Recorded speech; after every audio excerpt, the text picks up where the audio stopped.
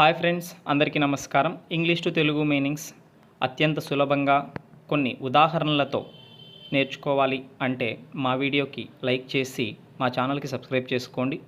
ఈ వీడియోలో మనము రెండు ముఖ్యమైనటువంటి తెలుగు పదాలకి ఇంగ్లీష్ అర్థాలు నేర్చుకుందాం.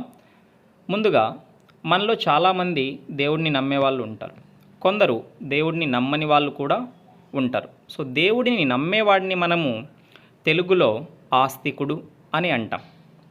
అదే ఇంగ్లీష్లో అయితే THIEST థీస్ట్ అని పిలుస్తాం.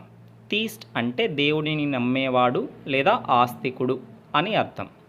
సో ఎగ్జాంపుల్ తీసుకుంటే హీ ఈజ్ ఏ థీస్ట్, అతను ఒక ఆస్తికుడు. అలాగే దేవుడిని నమ్మని వాడిని మనము నాస్తికుడు అని పిలుస్తాం.